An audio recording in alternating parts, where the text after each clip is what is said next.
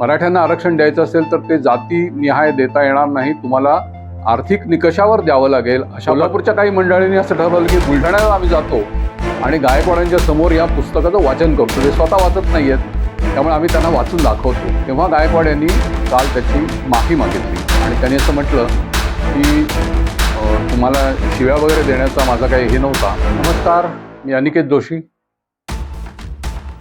खार प्रहारमध्ये आपलं पुन्हा एकदा सगळ्यांचं स्वागत. गोविंद पानसरे आपल्याला आठवत असतील, 10 वर्षापूर्वी कोल्हापूरमध्ये एका सकाळी त्यांचा खून करण्यात आला. त्यांच्या विचारासाठी, ते काय ज्या पद्धतीनं भाषणं करत होते त्यासाठी त्यांना मारण्यात आलं असं दिसतं. त्यांच्या खुन्यांना पकडलं गेलं, पण अद्याप त्यांना कुणालाही शिक्षा झालेली नाही. तो खटला अजून सुरू आहे. त्याआधी 2 वर्षांपूर्वी नरेंद्र दाभोळकर हे अंधश्रद्धा निर्मूलन समितीचं काम करणारे एक प्रख्यात समाजसेवक, त्यांचा खून पुणे शहरामध्ये अशाच प्रकारे सकाळी करण्यात आला. त्यांच्या खुन्यांना जन्मठेप झालेली आहे. पण दाभोळकरांच्या जे चाहते आहेत, त्यांचे प्रेमी जे आहेत, अशा मंडळींना असं वाटतं की या दोन्ही खुनांचं एक कनेक्शन आहे आणि त्याचा कोणीतरी मुख्य सूत्रधार आहे, त्याला अद्याप पकडलं गेलेलं नाही आहे. हा एक तपासाचा भाग आहे. पण गोविंद पानसरे यांची आठवण आज पुन्हा झाली. याचं कारण शिवसेना पक्षाचे एक आमदार आक्रमक आहेत. सगळेच आमदार त्यांचे आक्रमक आहेत. ते आपापल्या क्षेत्रात दादा आहेत. असे बुलढाण्याचे एक आमदार आहेत, संजय गायकवाड. यांनी पानसरेंच्या एका पुस्तकासंदर्भात धमकी दिली. पानसरे जाऊन 10 वर्ष झाली. त्यांनी जे पुस्तक लिहिलं आहे, शिवाजी कोण होता अशा नावाचं पुस्तक आहे. आणि खरं तर ज्यांनी हे पुस्तक वाचलं असेल त्यांच्या लक्षात येईल की याच्यामध्ये शिवाजी महाराजांचा अजिबात कुठे अवमान केलेला नाही. छत्रपती शिवाजी महाराज यांचं व्यक्तिमत्व कसं होतं, तो रयतेचा राजा कसा होता आणि म्हणून रयतेचा राजा असल्यामुळे शिवाजी महाराजांच्याविषयी आजही महाराष्ट्राच्या मनामध्ये एक प्रेम आहे, एक आदर आहे. त्यांचं एक स्थान अतिशय उंचावरती महाराष्ट्राच्या मनामध्ये, संस्कृतीमध्ये आहे. आजही महाराष्ट्राचे मुख्यमंत्री भाषणाची सुरुवात करताना कुठेही हे छत्रपती शिवरायांना मानाचा मुजरा करतो अशा प्रकारे सुरुवात करतात. छत्रपतींच्या नावाने ज्यांनी राजकारण केलं असे शिवसेना पक्षाचे सगळे नेते, म्हणजे दोन्ही शिवसेना, आता एकनाथ शिंदेंच्याकडे असलेली जी अधिकृत शिवसेना धनुष्यबाण चिन्हाची आणि उद्धव बाळासाहेब ठाकरे यांच्याकडे असणारी शिवसेना मशाल चिन्हाची, या दोन्ही शिवसेनांचे नेते हे महाराजांच्या विषयी अतिशय जागरूक असतात. एवढंच नव्हे तर महाराष्ट्राच्या ज्या विभूती आहेत त्याच्यामध्ये आपण शिवाजी महाराजांचा सहज समावेश करतो. पानसरे यांनी जे पुस्तक लिहिलेलं आहे ते एका चाणाक्ष दृष्टीने इतिहासाचा अभ्यास करणाऱ्या एका विचारवंतानं लिहिलेलं पुस्तक आहे. याची जाणीव ठेवून ते पुस्तक वाचलं पाहिजे. या पुस्तकात कुठेही महाराजांचा अधिक्षेप केलाय असं मला वाटत नाही. छोटंसं पुस्तक आहे, 70-75 पानांचं, पण त्याच्या जवळजवळ 1.5 लाख कॉपी महाराष्ट्रामध्ये गेल्या अनेक वर्षात, गेल्या 3 दशकात आपण म्हणू शकतो विकल्या गेलेल्या आहेत. 87 साली पहिल्यांदा हे पुस्तक प्रकाशित झालं. अर्थातच पानसरे हे कम्युनिस्ट विचाराचे नेते होते. त्यांच्या विचारांचंच जे एक प्रकाशन संस्था आहे, लोकवाङ्मय गृह, त्यांनी मुंबईत हे पुस्तक प्रकाशित केलं. प्रकाशनानंतर त्याच्या हातोहात प्रती विकल्या गेल्या.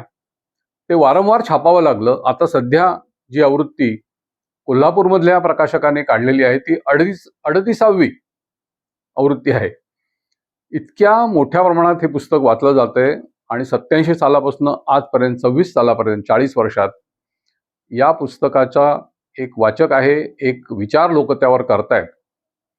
नुसतं तसं नाहीये तर संजय गायकवाड यांना काय त्यांचं झालं.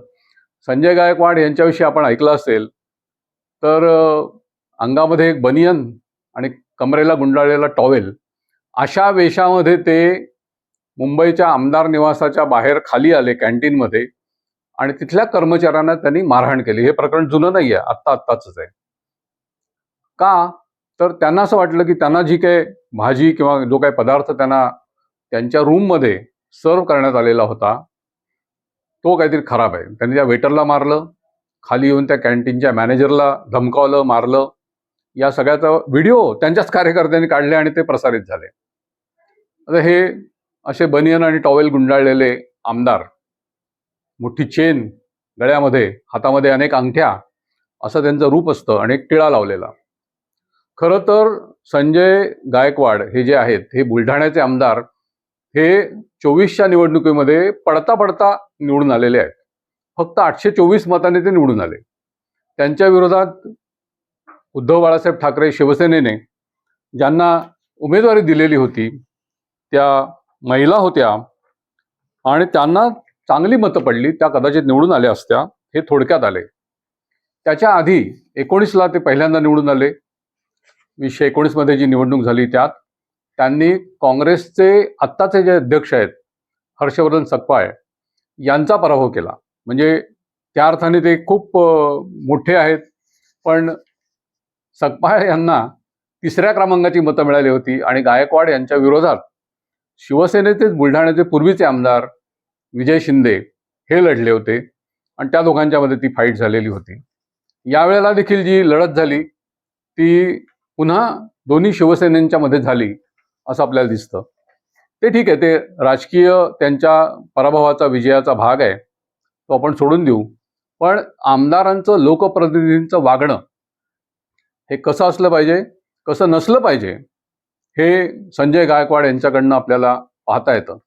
संजय गायकवाड यांना अचानक शिवाजी कोण होता या पुस्तकाची आठवण झाली. त्यांच्या समोर ते कदाचित पुस्तक आलं असेल आणि त्यांना असं वाटलं की महाराजांचा एकेरी उल्लेख करणारा हा कोणीतरी लेखक आहे. त्यांनी त्या पुस्तकावरती ज्याचं नाव होतं त्या प्रकाशकाला दम मारला आणि त्यांना ते म्हणाले की त्यांच्या आई वडिलावरनं त्यांनी उद्धार केला, शिव्या दिल्या आई बहिणीवरनं. हे जे प्रकाशक आहेत त्यांच्या डाबी नावाचे, तर त्यांना खरं तर ह्याच्यातले म्हणजे तरुण मुलगा आहे, हे जुनं पुस्तक आहे, त्यांनी त्याच्या पुन्हा प्रती काढल्या असतील आणि विकल्या असतील. ते म्हणाले की रात्रीचं 1 वाजलाय, तुम्ही आत्ता मला फोन करताय, आपण उद्या ह्याच्यावर बोलूया. ते गायकवाडांना पटलं नाही. त्यांनी तिथेच त्याला जे काय शिव्या त्यांना द्यायच्या होत्या त्या दिल्या. आता मोबाईलमध्ये असं असतं, कोणी कोणाला मोबाईल केला त्याचं रेकॉर्डिंग होतं, करता येतं. तसं ते रेकॉर्डिंग झालं. त्याची ध्वनिफीत दुसऱ्या दिवशी समाज माध्यमामध्ये पसरूट झाली आणि शिवसेनेच्या नेत्यांची पंचायत झाली. एकनाथ शिंदेचे जे प्रवक्ते आहेत प्रकाश महाजन यांनी असं म्हटलं की गायकवाड हे काय बोलतायत ते त्यांचं वैयक्तिक मत असू शकतं, पण त्यांच्यामुळे शिंदेंना त्रास होतोय, शिंदेंची मानहानी होतीये, शिंदेंच्या पक्षाच्या प्रतिमेला धक्का बसतोय, हे एकनाथ शिंदेंच्या प्रवक्त्यांनी जाहीर केलं. एकनाथ शिंदे अद्याप याच्यावर काही बोललेले नाही आहेत. खरं तर त्यांनी कारवाई करण्याची गरज आहे शिंदे साहेबांनी. त्याचप्रमाणे मुख्यमंत्री देवेंद्र फडणवीस यांनी कारवाई केली पाहिजे. त्यांच्या हातात गृह खातं आहे. एखादा लोकप्रतिनिधी एखाद्या नागरिकाला इतक्या वाईट पद्धतीनं बोलतो, शिवीगाळ करतो, धमक्या देतो आणि तुला पानसरेंना भेटायला पाठवलं पाहिजे वगैरे अशा प्रकारची भाषा त्यांनी त्या ऑडिओमध्ये वापरलेली आहे. ती क्लिप सगळीकडे समाज माध्यमावर फिरली, आपण सुद्धा ती ऐकली असेल. पोलिसांनी कोल्हापूरच्या ह्याच्यामध्ये FIR दाखल करून घेतला नाही. त्यांची तक्रार त्यांनी घेतली, त्याला NC वगैरे म्हणतात तशा प्रकारची तक्रार ती असावी, पण गुन्हा नोंद केला नाही. याच्यासाठी आता रोहित पवार या वादात उतरलेले आहेत. ते कोल्हापूरला गेले, ते त्या प्रकाशकाला भेटले, त्यांना घेऊन ते पोलिसांकडे गेले. म्हणजे खरं तर विरोधी पक्षांचं हे जे काम आहे, विरोधी पक्षनेता पद आता नाही आहे, पण शिवसेना ही म्हणजे उद्धव बाळासाहेब ठाकरेंची शिवसेना हा सगळ्यात मोठा विरोधकांचा पक्ष आहे. त्यांनी त्या पदाची मागणी केली आहे. भास्कर जाधव हे त्यांचे विधिमंडळातले नेते आहेत. विरोधी पक्षाचं काम हे असं असतं महत्वाचं की राज्यात कुठेही कुठला प्रश्न झाला, सामाजिक राजकीय तणाव तयार झाला, तिथे विरोधी नेत्यांनी जायचं असतं, तिथे त्याच्यात लक्ष घालायचं असतं, तो तणाव कमी व्हावा असा प्रयत्न करायचा असतो, अन्याय झाला असेल तो मिटवावा, न्याय मिळावा असा प्रयत्न विरोधी पक्ष नेत्यांनी करणं अपेक्षित असतं. हे काम रोहित पवार हे आता करतायत, हे एक यातला लक्षणीय असा भाग आहे. याची नोंद राजकीय नेत्यांनी नक्कीच घेतलेली असेल. आता ह्याच्यामध्ये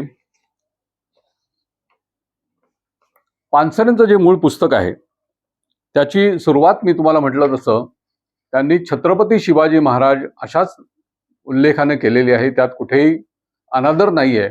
आणि महाराजांचं वैशिष्ट्य काय होतं, महाराज रयतेला न्याय देत होते आणि त्यामुळे शिवकालीन जी काही व्यवस्था होती, वतनदारी असेल, देशमुखी असेल, बाकीचे त्यांचे सरदार वगैरे जे असतील वतनदार, यांच्याकडनं रयतेवर शेतकऱ्यावर जो अन्याय होत होता त्याला शिवाजी महाराजांनी पहिल्यांदा आळा घातला. शिवाजी महाराजांनी महसुलाची पद्धती बदलली, चांगली व्यवस्थित पद्धत लावली आणि म्हणजे शेतकऱ्याच्या भाजीचा एक तण देखील तुम्ही उपटू नका, त्याच्याकडचा एक दाणा देखील तुम्ही जुलमानं घेऊ नका, अशा सक्त सूचना महाराजांनी त्यांच्या सैन्याला दिलेल्या असत. त्याची पत्र उपलब्ध आहेत. त्या पत्रांचा आधार घेऊन त्यांनी काही पानसरेंनी मांडणी केलेली आहे. अनेक जे मोठे मोठे इतिहासकार आहेत त्यांचा त्यांनी उल्लेख केलेला आहे. आणि प्रशांत आंबी हे जे काही प्रकाशक आहेत त्यांना आता हे अशा प्रकारे धमक्या देत आहेत, हे अतिशय अयोग्य झालेलं आहे. आता असं म्हटलं तर म्हणजे राजा शिवाजी असा उल्लेख शिवाजी महाराजांचा जुन्या अनेक ग्रंथामध्ये किंवा लेखनामध्ये आढळतो. महाराष्ट्राच्या राजकीय परंपरेमध्ये स्वातंत्र्यपूर्व काळामध्ये, त्याच्या आधी म्हणजे पानिपतच्या लढाईपासून जो पुढचा स्वातंत्र्याचा लढा जो काही लढला गेला 1947 पर्यंत, त्या काळामध्ये जे मोठे इतिहासकार झाले, जे लेखक होते, नामवंत असे नेतृत्व ज्यांनी केलं लढ्याचं म्हणा किंवा सामाजिक चळवळीचं, अशा सगळ्यांनी शिवाजी महाराजांच्या विषयी वेगवेगळ्या पद्धतीने विचार व्यक्त केलेले आहेत. पण त्यावेळेला प्रत्येक वेळेला प्रत्येक वाक्यामध्ये म्हणजे जरी आदर शिवाजी महाराजांच्या विषयी सगळ्यांच्याच मनात होता, सगळे थोर नेते होते, त्यांच्याविषयी लिहिताना त्यांनी कधी शिवाजी, कधी राजा शिवाजी असा उल्लेख केलेला आहे. पण अनेकांनी शककर्ता शिवाजी असे देखील त्यांच्याविषयी लिहिलेलं आहे. हे सगळं असताना अशा प्रकारे त्यांच्यावरती टीका करायची, की कम्युनिस्ट विचारांचे लेखक आहेत म्हणून त्यांच्यावरती टीका करायची, हे देखील अयोग्य आहे.